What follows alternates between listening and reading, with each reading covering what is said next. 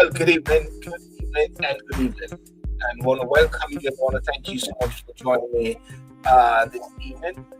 Joining me this evening tonight, the 22nd of May 2025.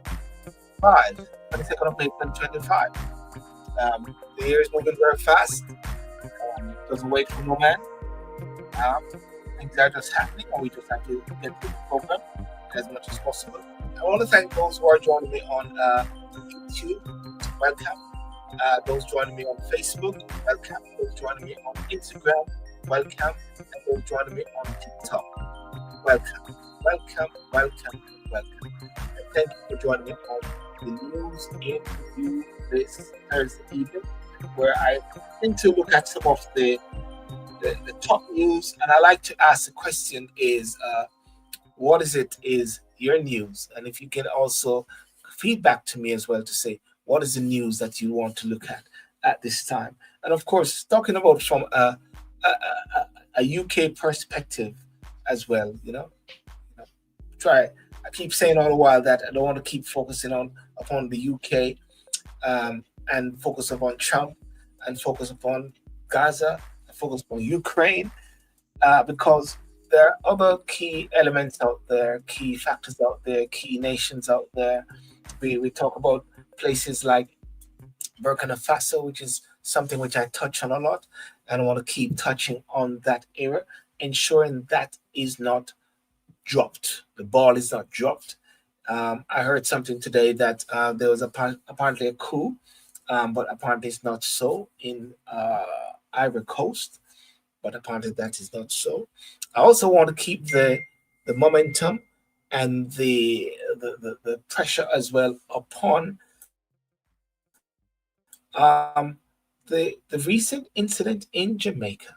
The recent incident in Jamaica, whereby we have the nurse who was battered and beaten by this man, and the present situation is that it is now in court. The gentleman is now um, in prison, and he's not getting bail. That's what I got to understand. He's not getting bail. Well, not having bail, bail has been refused, and the wheel of justice is being turned. The wheel of justice is being turned as we speak on that particular matter in regards to Mr. Bell versus the lady, or versus the king, or the king's peace, or the queen's peace, or so. We don't say the king's peace, we say the queen's peace, if anything. Yeah. But one of the first thing, as you notice, the topic which I have there, the topic I had there is something that speaks about Brexit betrayal. You know, now many people have been, and in the UK, have their, what should I say, their question as to was Brexit, um, the right thing, or was Brexit the wrong thing? Yeah, was Brexit the right thing, or was Brexit the wrong thing? And Keir Starmer recently made a deal. Keir Starmer has been going around the world and making deals, and I believe having deals or having these things are very good. Keir Starmer made a deal with uh, India, made a deal with the United States, and now he made a deal with the EU.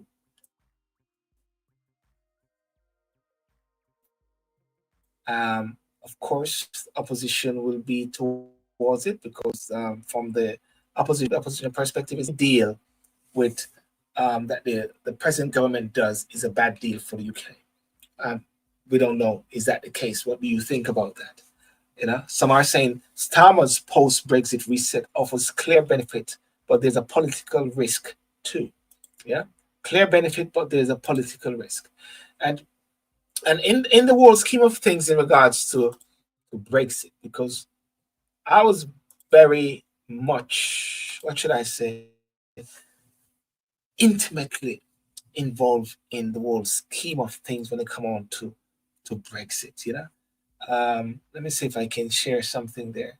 I don't want to share myself. Why am I sharing myself? I don't want to share myself. Stop sharing myself. Um, I want to share something uh, regarding Brexit. Share screen. Washington, D.C., UK signs over. I don't know where it is. Yes, it's time of deal. That is it there.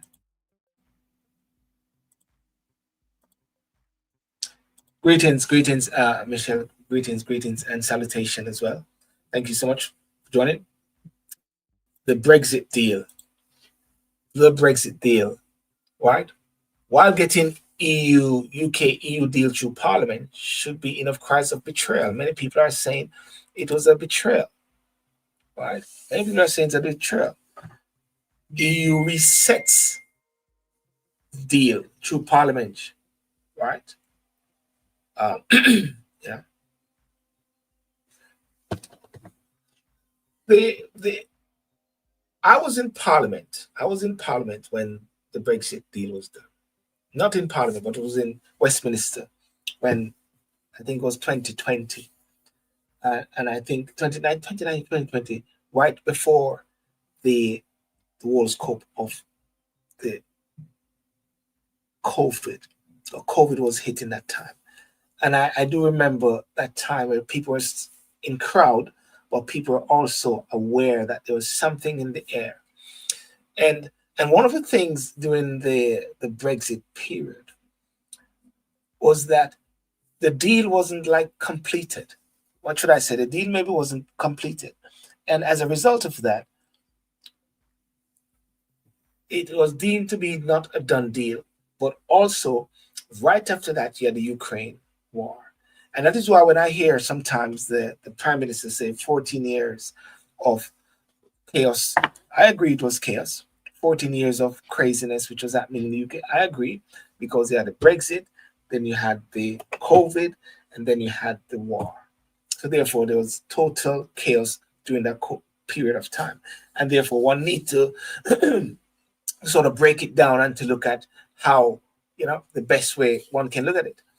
They are saying that the moments of this UK summit, where it felt as if a corner had been turned, but it was not on agri-food nor youth mobility. Keir Starmer said the UK had changed. The most symbolic evidence of that came in a press release from Number 10 that set out the terms of the agreement brokered at Lancaster House. And it acknowledged for the first time that what successive British governments have spent years denying, that Brexit had damaged Britain. It laid out the figures. The UK has suffered a 21% drop in exports and 7% drop in imports. And the British public know that. So, and that's why I coined it like saying Brexit betrayal, or it's a pragmatic action to see what is beneficial to the nation. Thank you so much, those joining me on TikTok. Yeah. Half of Britain now say that the decision to leave the EU was the wrong one. But actually, one should say more than half of the UK said it was the right one. So it depends on how you read it. Half of Britain now say the decision to leave the EU was the wrong one. And significant numbers of those who did not vote or were too young to vote think Brexit was the wrong decision. Poll after poll suggests that the British public believe the UK is now worse off, although often that stops short of a demand that the UK rejoin. Many people are believing that the Keir Starmer is on the brink of trying to somewhat through the back door get back into the EU. And when you saw that the two senior persons in the EU sandwiching Keir Starmer, you could see that that seemed to be it. So Nigel Farage now is on the rise. Nigel Farage now is of the view that, hey, this is my moment. One could say that this is a clear pathway. But one of the things I'll say, though, is that it seems that a lot of the young persons are against Brexit. And that is why they talk about young people from a certain age will be able to move back and forth within the EU. Right? So therefore, what this is actually saying now is that the older folks, the older persons who initially took the UK into the Europe, they're saying that is not what they actually wanted. That's not what they're seeing. And that's why they want to take the UK back out of the EU. But now you got the new young people now who wasn't around that at that time are saying, hang on a second, listen, we want to be able to travel. We want to be able to go left, we want to be able to go right. We don't want all these sort of restrictions. They don't really care that much about this sense of I think they don't really care that much about what do you think? They don't care about this sense of independence. They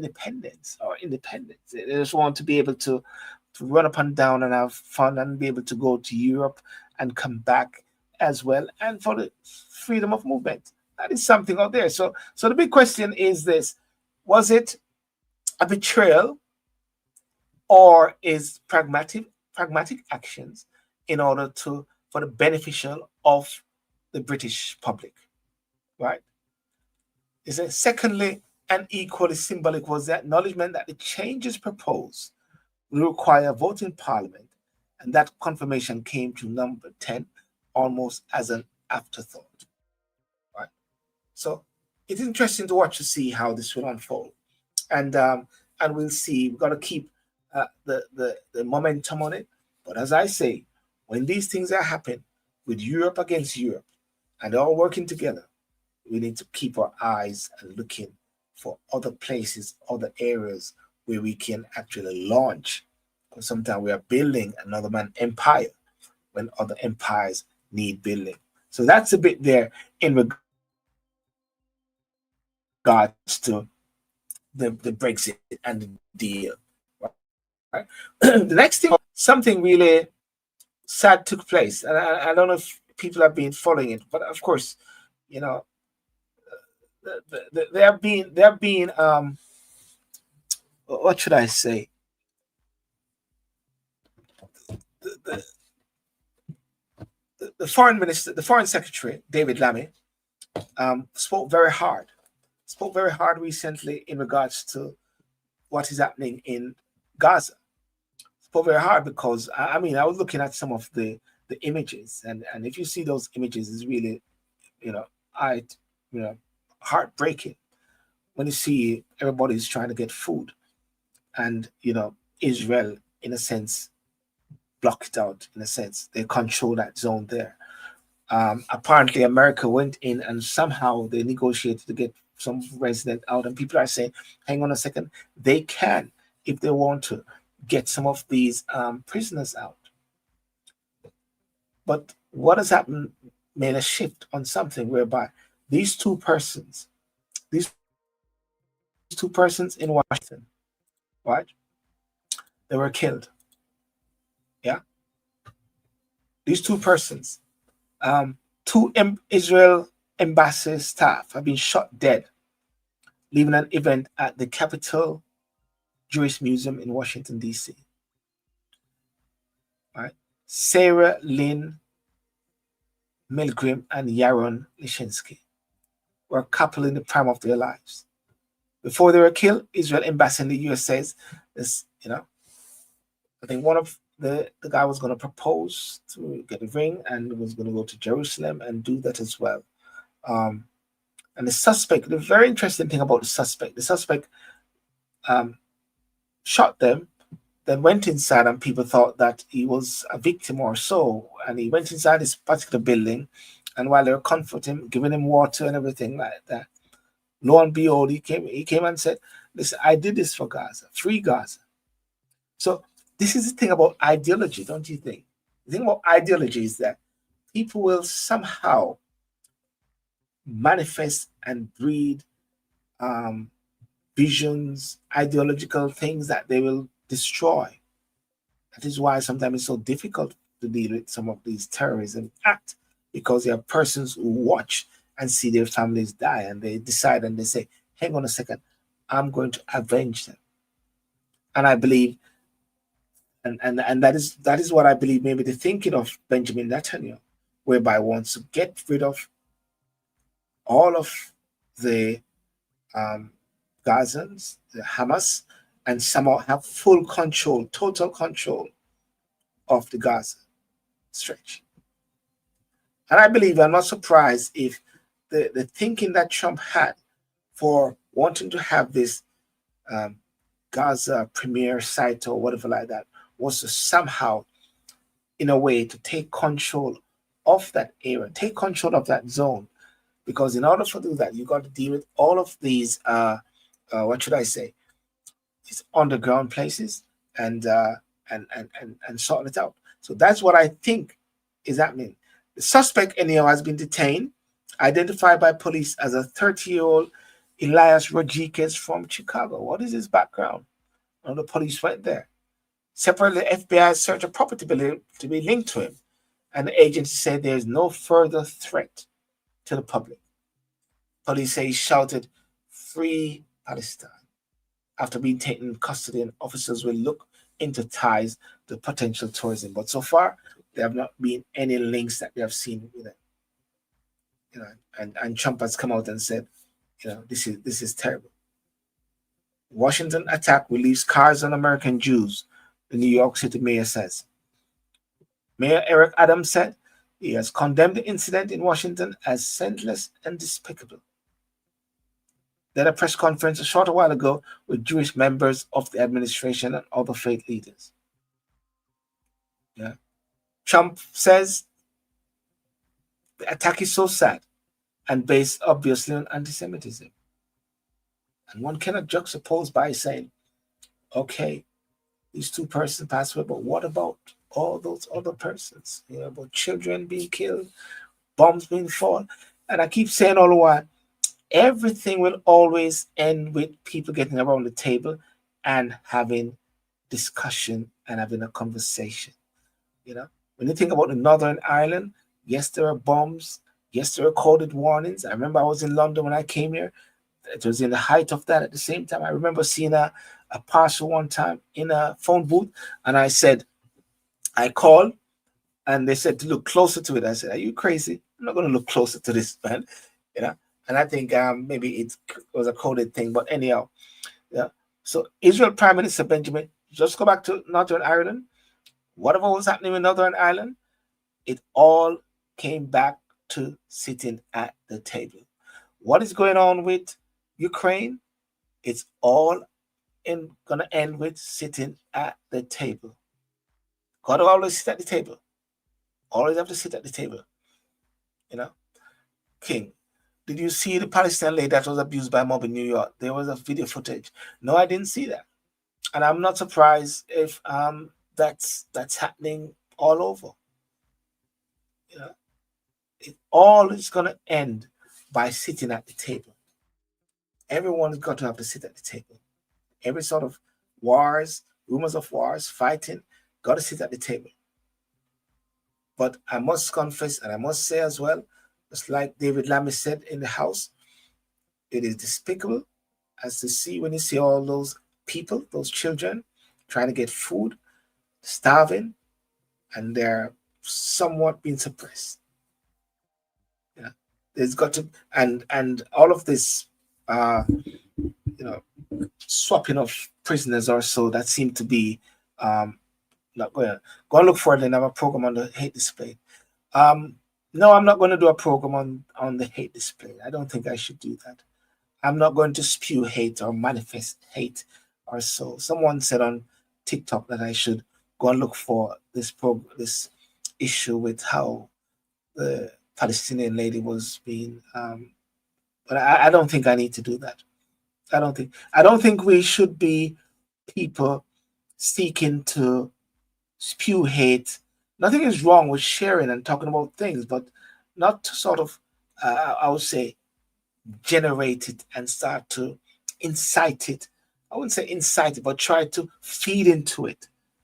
I think we need to aim for peace. We need to tone it down. So I'm for these guys sitting down, because at the end of the day, and what is so interesting about wars is that all the people sit in their offices and they send young men to war.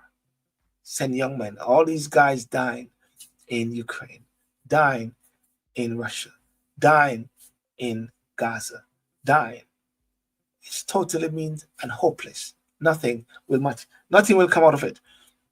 Israel Prime Minister Benjamin Netanyahu has linked the shooting to the 7th of October 2023 attack on Israel and says security will be increased at all Israelite embassies worldwide. While Foreign Minister Gideon Saar said the shooting is a direct result of anti-Semitic incitement. What do you think about that? I think the most important thing is that I think someone said about toning down the rhetorics, toning down the words. That's what we got to do. Tone it down. You don't have to incite it. You don't have to manifest it. As a matter of fact, one of the things I would say is that we don't have to be something that absorbs everyone. It's not water. So why are you promoting this incident? Someone asked me, why am I promoting this incident? What incident am I promoting? I don't think I'm promoting anything. I'm actually sharing the different news which has been happening. King, that's your name. Welcome and thank you for the interaction. Much appreciated.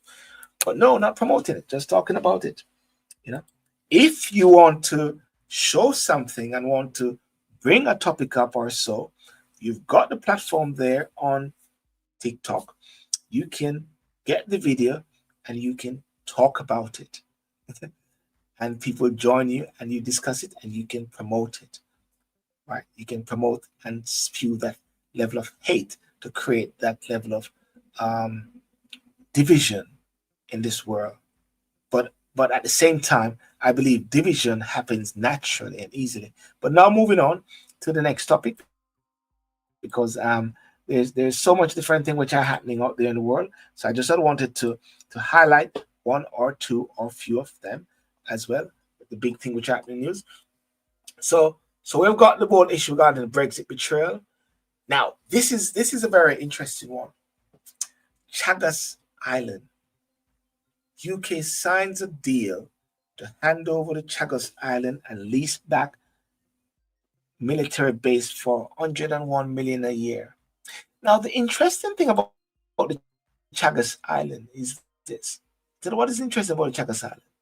The interesting thing about the Chagos Island is this. If it's 101 million per year, which they say they're going to pay over, I would like to know, and I think I should have done that research. How much is the UK was spending yearly to keep the Chagos Island? The UK has now signed a deal to hand over the Chagos Island to Mauritius and lease back the military base there for an average of 101 million a year. Keir Starmer said the deal, which involved leasing the base for 99 years. 99 years with the option of another 40 years, is in the UK's national interest. You know what I mean? Very interesting. And I was watching the news today, and I was looking at the persons who's from Chagos Island. A lot of black people, and some of them they took a court case, and that has quick stay, but then that was lifted. The Chagos Archipelago, also known as the Chagos Islands, a group of 7 atolls comprising more than 60 islands in the central Indian Ocean, about 500 kilometers, 310 miles south of the Maldives. The largest island, Diego Garcia, is a home to strategically important U.S. base. Yep, important U.S. base, and that is what the Prime Minister is actually saying, and Trump has apparently approved this. Mr. Trump has approved that. Trump has approved that. We're going to talk about Trump and South Africa shortly. Mr. Trump approved that. So therefore, Mr. Trump approved that, so everything is okay. The historical background, though, is that early settlement and colonial era, the islands were uninhabited until the late 18th century, when the French established coconut plantation using enslaved labor after Napoleon's defeat. The island was ceded to Britain in 1814 as part of the Treaty of Paris, along with Mauritius. Interesting, isn't it? Some background here. British administration. The Chagos Islands were administered from Mauritius until 1965, when the UK separated them from Mauritius and established the British Indian Ocean Territory, BIOT. Forced removal. Between 1967 and 1973, the UK forcibly removed the Chagosian population to allow the US to build a military base on Diego Garcia. Since then, only military and contracted personnel have inhabited Diego Garcia, and Chagosian have been prevented from returning. So these were the persons that were talking about this and were saying it's not fair because between 1967 and 1973, the UK, so that is, the UK forced to remove the Chagosian population. The UK split India, Pakistan, India. UK play lots of role in certain things.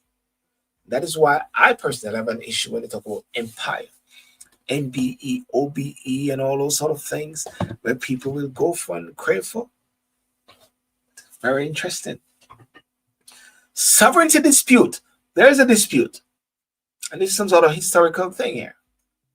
Martian claim Mauritius has long disputed UK sovereignty over the Chagos Island, asserting that the islands should be returned as a part of its territory. Falklands. I'm hearing some sounds in the air. Talk about the Falklands. That is like the next thing. They're saying that the UK is selling off. International ruling. The International Court of Justice, ICJ, and the International Tribunal for the Law of the Sea have ruled that the UK is under an obligation to return the island to Mauritius. So therefore, there's some legal thing right there. So it's not just about, because just like with Hong Kong, where Hong Kong has gone back to China, there's some deals, years. 2025 UK Mauritius deal. In May 2025, the government under Prime Minister Starmer signed a treaty, this one just recently, agreeing to transfer sovereignty of the Chagos Island back to Mauritius. The deal includes a provisional for the UK to lease back Diego Garcia, that's a military base, at least 99 years, with Mauritius receiving 101 million per year. Yeah. 99 years, 101 million per year. 99 years. Lots of money. But the big question is the risk analysis, the balance sheet factor. How much was the UK paying to keep Mauritius, to keep the Chagos Island? How much? That would be a great question. How much were they? Yeah. How much was the cost for that? Yeah. And I'm gonna ask. I'm gonna check something. I'm gonna check something here. See if I can find it. Question is your research. How much was the UK? How much was the UK? How much was the cost? How much was the cost for the UK to keep and maintain the Chagos Islands? Chagos Islands. That's I believe it's a big question. So sometimes people say it don't make sense to buy a car, or just rent it, lease it. Once you buy it and come off of the showroom, that's it. Depreciated easily. Let's see what this says here.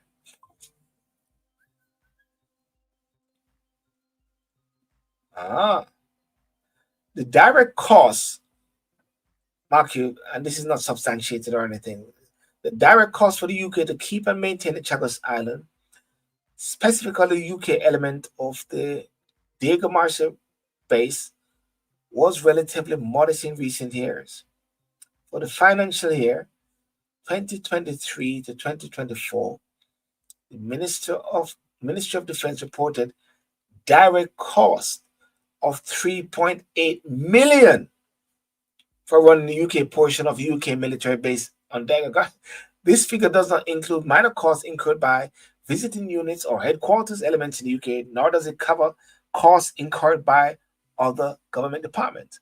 So now it's going to be cost 101 million, but before per year is 3.8 million.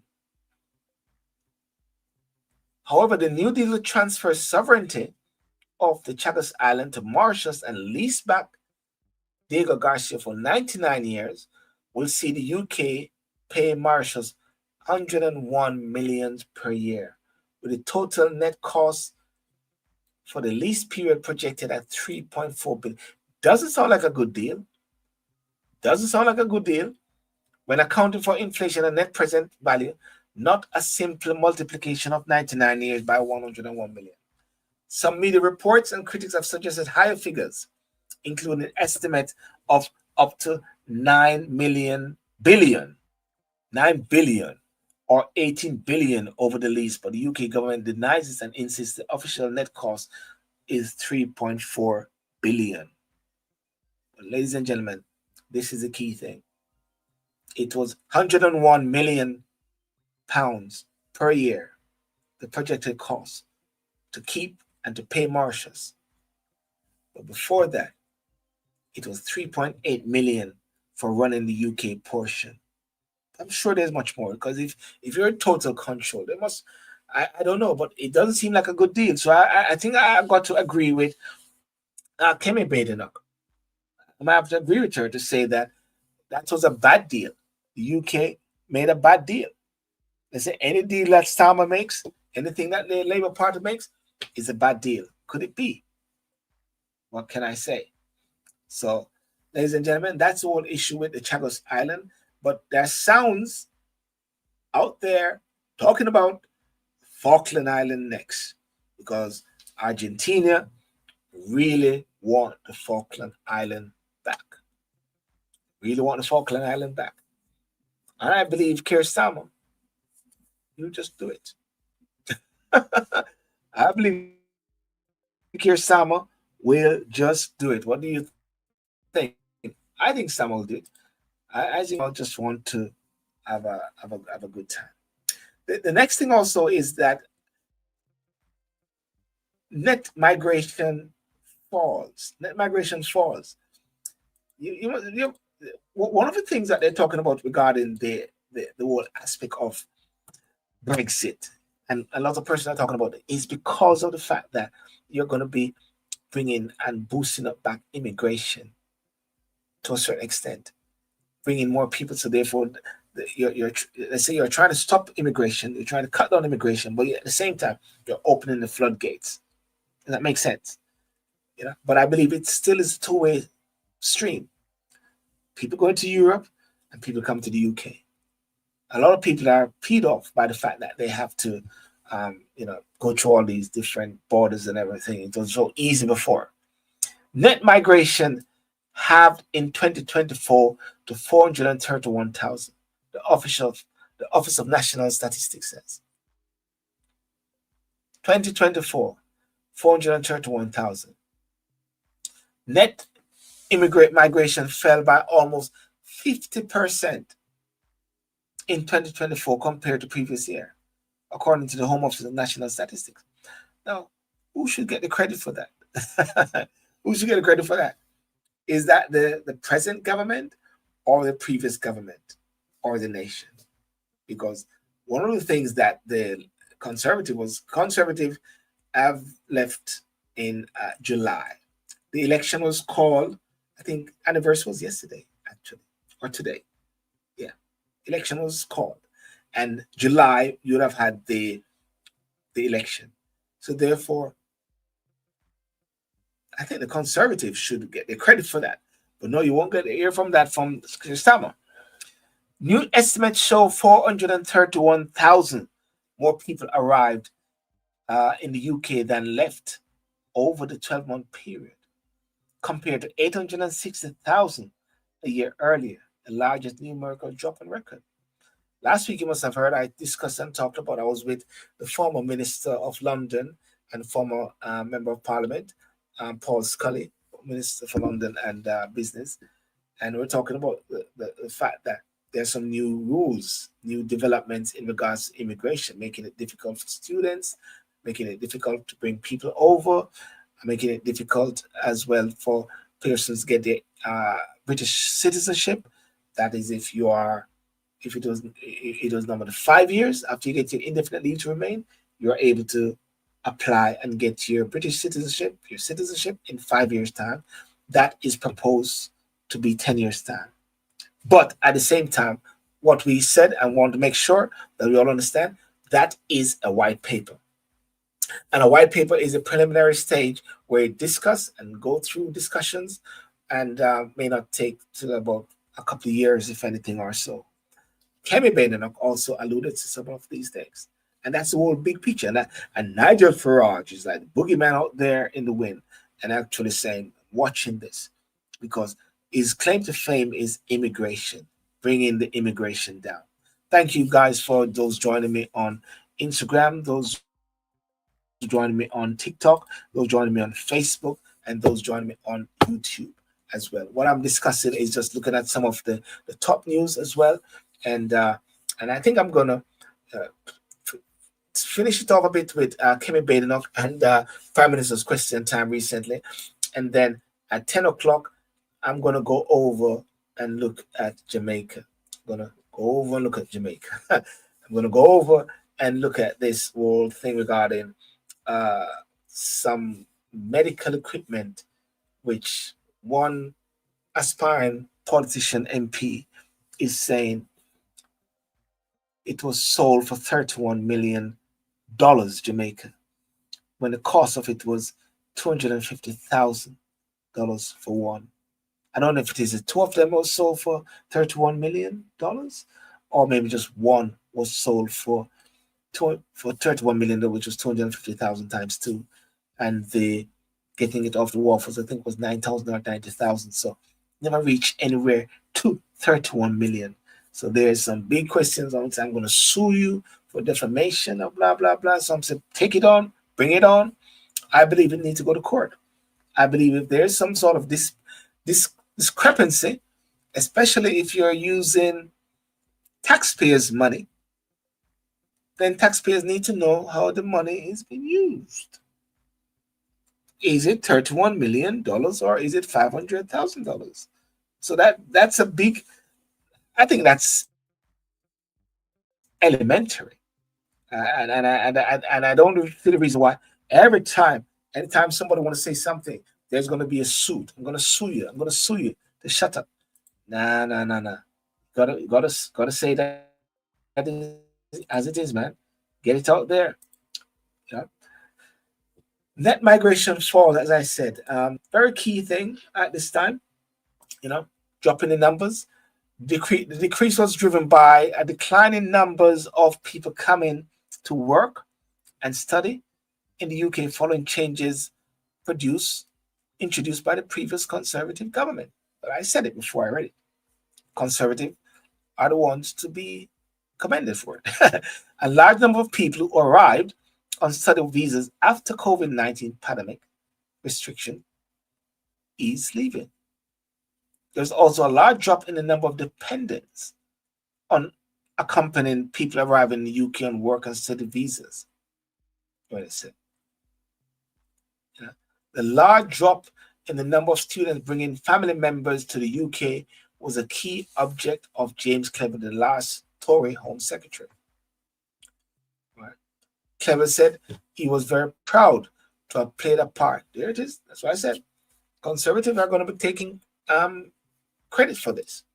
And that's why I said every time that the Prime Minister come out and the Prime Minister keeps saying, this is what he keeps saying, 14 years of mismanagement, 14 years of Tory mismanagement. I keep saying that is not really correct. It's not really correct, because within that 14 years, there was a period where there were some serious destabilizing factors. One, Brexit. The nation wanted it. Two, COVID. Nation didn't want it. It happened. And three, the impact of the war with Ukraine. And because I always remember, I used to get this orange juice here. I used to love this orange juice. 55 pence or 50 pence. And then when the war started, it went to 80p. And I still breathe for it. I keep saying, chug my orange juice. But anyway, I'm not supposed to drink much orange juice now because it's sweet. And some of these, yeah. But so that's what is happening. So we're gonna watch a space more regarding immigration and migration and persons wanting to come to the UK because there are lots of changes, lots of developments which are happening there. So yeah, we deal with that. Now, Donald Trump invited Ramaphosa, the president of South Africa, and it was almost similar like a Zelensky moment, but it wasn't really. But it was not conventional, not the normal way how things are done. You know, they. I think it was. I think it was. It is okay. This is what it is like. Everyone know Dinabot. I remember one time Nick Ferrari invited Dinabot to come on to his program, and they were discussing some figures. And he asked Dan about a question, and of course Dan about never had the figures or so like that. He had the figures, and she went ahead and tried to fix it or try to say some figures. But if I was her, I would say, listen, I don't know. I don't have those figures. But she tried to. And as a result of her doing so, she made some big, bad error. And he said, like, got you, got you. And that was on for a while. So I believe sometimes reporters, when they are trying to get a particular information, some of them will try to catch you out, or some of them will want to help you out. Because what you really want to get to the public is the information, not the got you. And I believe what happened with Ramaphosa and Trump is that Trump said, I got you, in a way. Because I don't believe uh, Ramaphosa was aware that there's going to be this video being played of Malamba saying, what I do not know is whether some of it was true or lie or so. But Donald Trump confronted President Cyril Ramaphosa during a tense exchange in the White House on Wednesday with a series of contested claims about the killings of white farmers in South Africa. All right.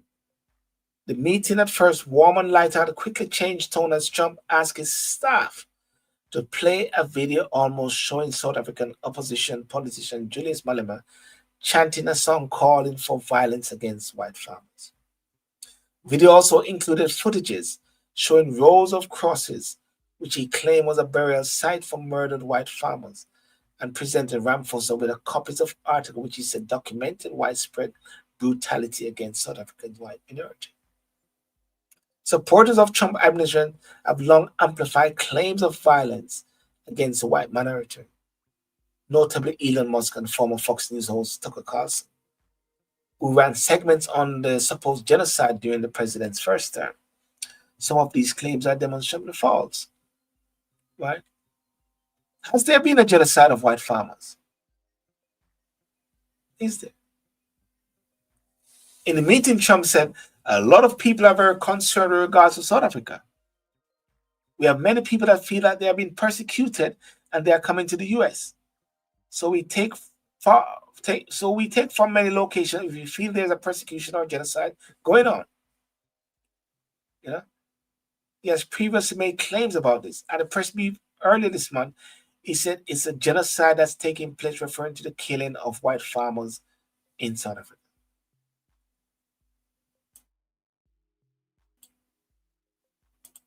Let me just play this bit here.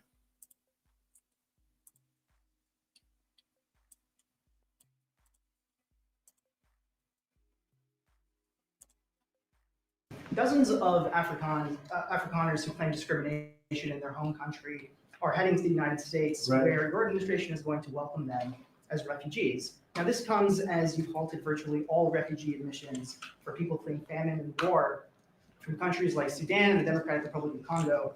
Why are you creating an expedited path into the country for Afrikaners but not others? Because they're being killed, and we don't want to see people be killed. But it's a genocide that's taking place that you people don't want to write about.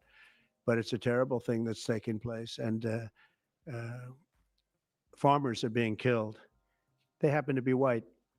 but whether they're white or black makes no difference to me. But white farmers are being brutally killed, and their land is being confiscated in South Africa. And the newspapers and the media, television media, doesn't even talk about it. If it were the other way around, they talk about it. That would be the only story they talk about. Dozens of African Okay. So, so there we are. What's the truth? Um, don't know what the truth is, but that is a very interesting one, and I believe it's very important that truth is found, the truth is being told. Um, did South African official call for violence against white farmers? Trump played the footage from political rallies in which participants killed the boer, sang "Kill the Boer," a controversial anti-apartheid song that critics say called for violence against white farmers. South African courts have categorized the song as a hate speech, but recent judgments have ruled that it can be legally sung at rallies, as judges say it makes a political point and does not directly invoke violence. Trump said that those leading the singing were officials and people that were in office. Yeah, officials and people in office.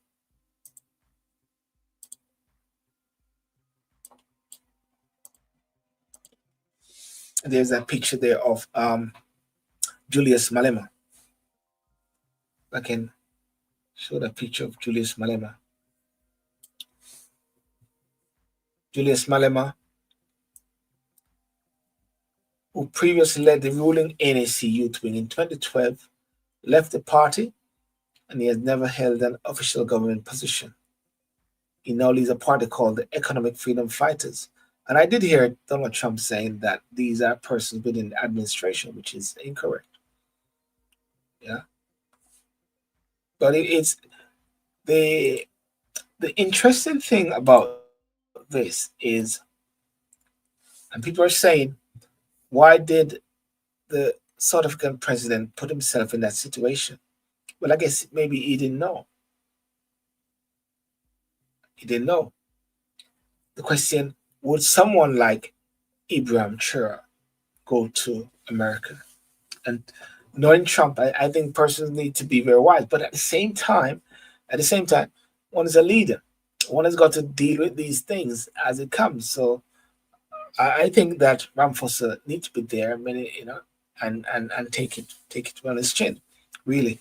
But if it's a fact that they are, unaliving white farmers or so, then must stop. But there's a lot of history there at the same time. UIC. I just saw someone from UIC. We need to have a discussion with you, Miss Lizette. So your position there with the new political party, independent parties. I think independent parties is something that needs to be looked at, especially in Jamaica. We see Nigel Farage with Reform, new party, making waves in the UK, just like that, and just like that. But I want to play a bit of Kemi. Kemi Badenoch was at the dispatch box, and she's rising. I know many people are not happy with her because of her rhetoric and some of the things that's happening in Nigeria. But as a black woman and standing there, as a woman standing there, listen, I'm in support of women. The recent beating up of this lady in Jamaica, I really felt it that I had to even do a personal walk for women the other day and say I walk for against violence, I walk against attack, I walk against DV against women. I said that is my support for it as well. But I'm gonna play Kemi Badenoch and just watch her at the dispatch box. I believe that she's getting there. Yes, last week I discussed with the former member of parliament, and we said she just got to go for it. Yeah, just go for it. Just go for it. Just go for it big time. Yeah. Let's hear. Let's see if we can hear. Oh, no sound. country down. It's extraordinary listening to that last answer from the Prime Minister. Inflation was 2% when Conservatives left office. 2%. It's now nearly double that. When will he recognise that it's Labour's budget driving up inflation? I think what she forgot to say was over 11% on their watch, and she didn't say a word. I am confident those numbers will come down, Mr. Speaker. The Bank of England is confident those numbers will come down. That's why we've seen 4 interest rates in a row. But I noticed she can't resist grabbing any opportunity to talk the country down. She doesn't mention the growth figures, the interest rate figures, record investment, wages up more than prices, 200,000 jobs created, 4 trade deals. And the reason, Mr. Speaker, they haven't learned, they haven't changed, and as George Osborne said, she doesn't have a credible economic plan. Mr. Speaker, this is laughable from the Prime Minister. He knows that inflation was brought down by us to 2%, bang on target. We were reacting to a war in Ukraine that brought inflation up all over Europe. While he is doing trade deals with countries like the US and India, their inflation is going down. It's going up here. Why? The ONS says the inflation figures are driven by significant increases in household bills. We warned him repeatedly that this is exactly what would happen, what his policies would do. We called it Awful April. The Prime Minister came into office saying that he would tackle the cost of living crisis. He has failed. He hasn't got a clue, has he? Mr. Speaker, she talks of their record, the disastrous Liz Truss mini budget. Inflation through the work. They left a £22 billion black hole. Living standards at an all-time low. Energy prices through the roof. Mortgages through the roof. And Mr. Speaker, we're taking measures to bring prices down. That EU deal will bring prices down. That's why supermarkets welcomed it. What did she do? She opposes measures to bring prices down. Mr. Speaker, he needs to stop whining about what the last government did and look at what he is doing. He is the Prime Minister. One of the points that she just said a while ago, you need to stop whining about what the government did in the previous administration, because it seemed like Sir Keir Starmer, every opportunity he gets, he keeps saying 14 years, and he's not taking that level of responsibility as yet, except, of course, responsibility for a deal with the USA, responsibility for a deal with EU, and a responsibility for a deal with India. And hopefully, if things go well to a certain extent with Ukraine, then he'll pat on his back and say the collective of the willing, the working of the willing with EU and all those guys has created a safe haven for Ukraine. But he's not taking responsibility. And apparently there is going to be a U-turn, or it is a U-turn in regards to the winter fuel tax, winter fuel for elderly persons. Look at the numbers this morning. As if inflation figures weren't bad enough, we've also learned that the Deputy Prime Minister is on manoeuvres. He's lost control of the economy. He's lost control of his cabinet. She's sitting there staring at me. She knew exactly what she was doing when she briefed that into the papers. She is demanding, Mr. Speaker, 8 new tax rises, as if we haven't suffered enough. People out there are struggling. Businesses are struggling. People are losing their jobs. We cannot have more tax rises. Will the Prime Minister rule out new tax rises this year? Mr. Speaker, she's not learned or changed. They lost the election because their appalling record on the NHS, on health, on prisons, you name it. And now she accuses everyone of whining about the impact that had on the country. It had a huge impact on working people across the country, and they're absolutely right to complain about it. She wants to talk about the Deputy Prime Minister. The Deputy Prime Minister, working with the Chancellor, building 1.5 million new homes, reforming our planning system, putting £7 billion into our economy, and bringing forward our employment rights bill, which is the single biggest upgrade to workers' rights in a generation. That's desperate stuff. The whole House would have heard the Prime Minister refuse to rule out new tax rises. The whole House heard it. He didn't rule it out. That his cabinet is open warfare. The Deputy Prime Minister clearly calling the shots. What is it that we've learned? We're heading for new tax rises. We know inflation is up. It's just more and more bad news from a Prime Minister who has lost control.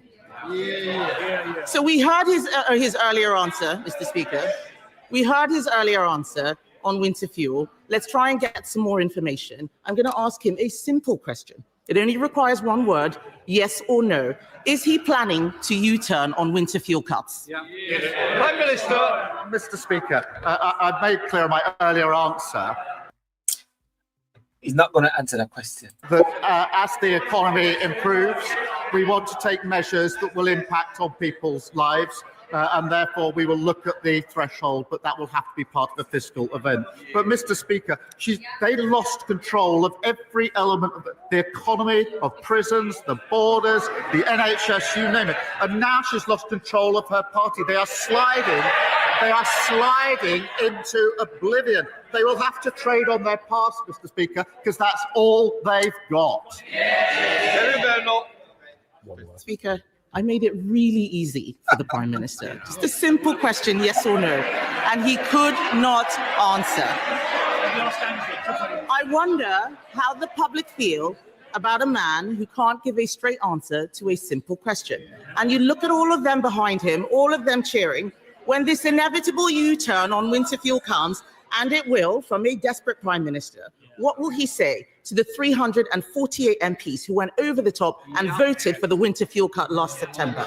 Just like the British public, how can any of them ever trust him again? Mr. Speaker, it's only because of the measures we've taken that the economy is improving. Growth at the highest rate since in the G7. 4 interest rate cuts. 3 trade deals because countries want to trade with this country because of the decisions that we've made. All of those decisions opposed by the party opposite. They've learned absolutely nothing and they're going absolutely nowhere. Mr. Speaker, this is a Prime Minister who says he's taking measures. The jobs tax is... What's your views? What is your view in regards to Kemi, ladies and gentlemen? What's your view? Let me know your views in regards to Kemi Badenoch at Prime Minister's Question Time. I think she's rocking it, actually. I think she's actually rocking it. I'd love to hear your views. What do you think? Prime Minister. Inflation was 2% when Conservatives left office. 2%. It's now nearly double that. When will he recognise that it's Labour's budget driving up inflation? I think what she forgot to say was over 11% on their watch, and she didn't say a lot. I am confident. Laughing.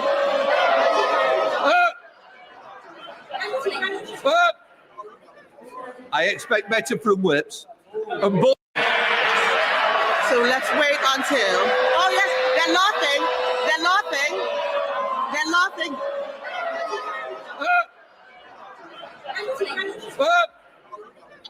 I expect better from whips. And boys on at the back, I've got my eye on you. Come in there now. Mr. Speaker. Order. Sorry. Which one wants to leave first? If I hear it, there we are. They've got the first volunteer. Are you going to behave? Mr. Speaker, they are laughing just as they laughed at the budget. Hands up who here wanted winter fuel cuts. Hands up. Not a single one of them. Not a single one of them. The fact of the matter is, this Prime Minister is destroying them. They need to look at what they are doing to the country. The truth is, we all know that it's this Prime Minister, this Labour government, and their policies that are shafting the country, isn't it? Prime Minister. Now that I use Monday service.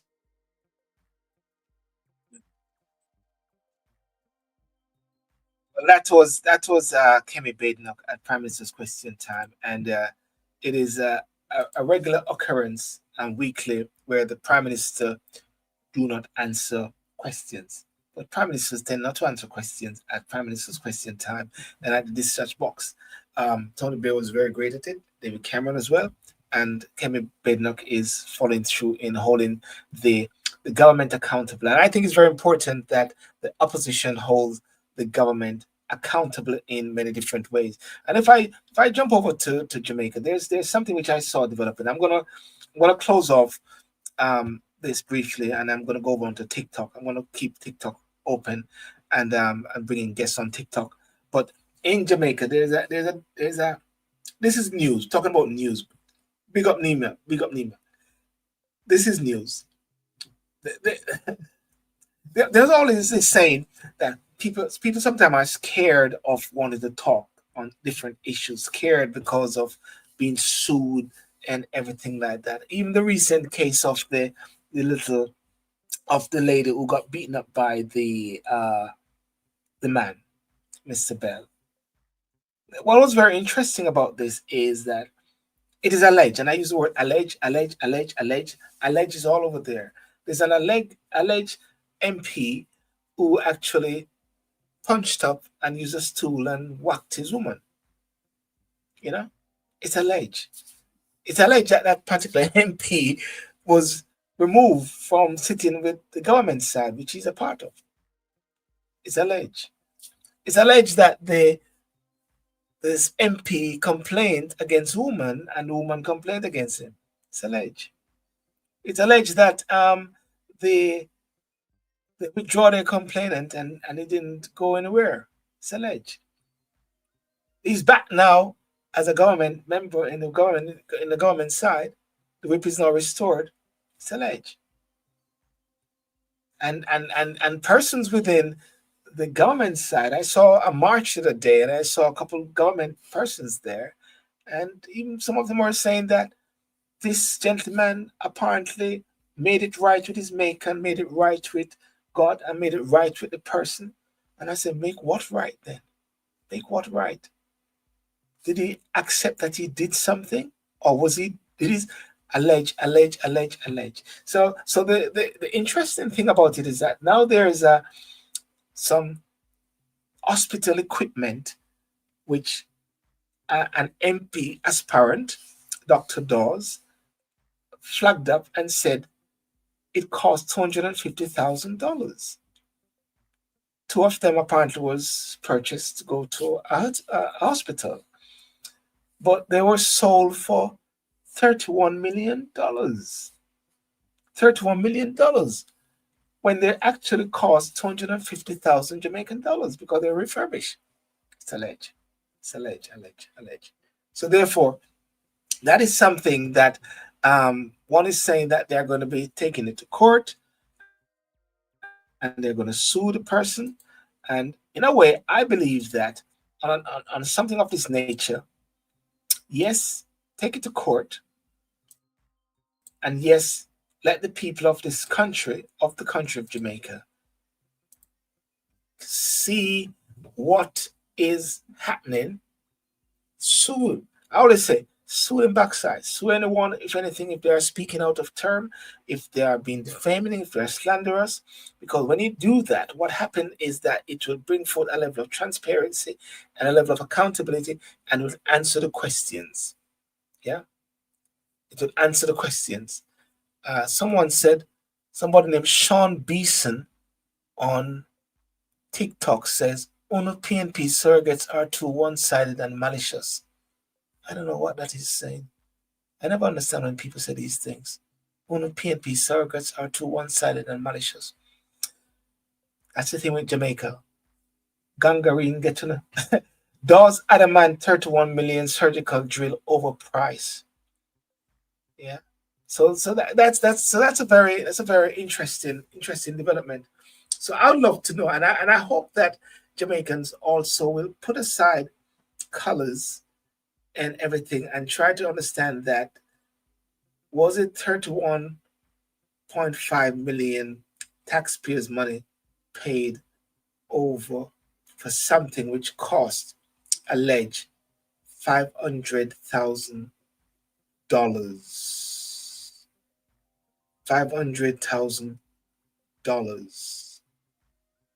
That's very interesting. So, ladies and gentlemen, without further ado, I want to thank you so much for joining tonight. And I'm going to go over onto TikTok for just a few minutes or so.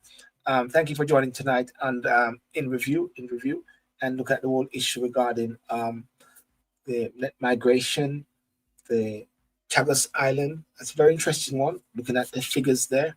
And Saturday night on Talk and Sip. And, have a good night. And thank you so much.